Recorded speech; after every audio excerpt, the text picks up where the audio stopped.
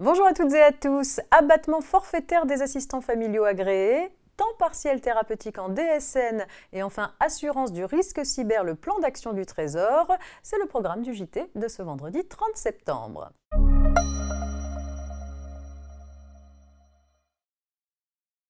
Les assistants maternels et assistants familiaux agréés, accueillant habituellement à leur domicile des enfants, bénéficient d'un abattement forfaitaire pour l'imposition de leur salaire. Dans une affaire récente, un vérificateur avait remis en cause l'abattement dont avaient profité des assistants familiaux salariés d'une association accueillant des adolescents en difficulté. Estimant qu'elles avaient bien droit à l'abattement, ces personnes avaient saisi les tribunaux, mais en vain, car le redressement a été confirmé. Bien que titulaires de l'agrément, les contribuables ayant été embauchés par l'association pour assurer les fonctions de permanent d'un lieu de vie commun avec les enfants dont ils étaient propriétaires, n'avaient pas le droit de bénéficier de l'abattement forfaitaire. En effet, ils ne pouvaient pas être considérés comme accueillant ces enfants à leur domicile dès lors que l'association supportait tous les frais de fonctionnement du lieu de vie.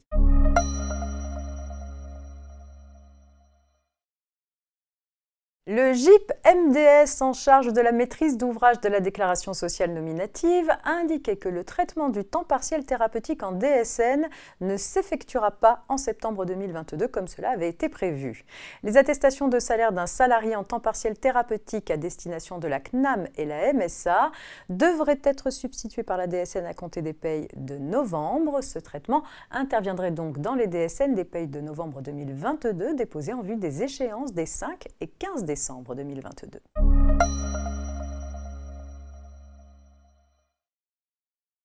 La Direction générale du Trésor a dévoilé le 7 septembre dernier son plan d'action pour développer l'assurance du risque cyber. Ce plan est le fruit d'une concertation menée entre les acteurs du secteur au sein d'un groupe de travail mis en place en juin 2021 à la demande de Bruno Le Maire. Alors que les cyberattaques se multiplient, le risque cyber est en effet encore peu assuré. Il représente moins de 3% des cotisations en assurance dommages des professionnels. Les actions proposées pour développer l'assurance de ce nouveau risque se déclinent selon plusieurs axes.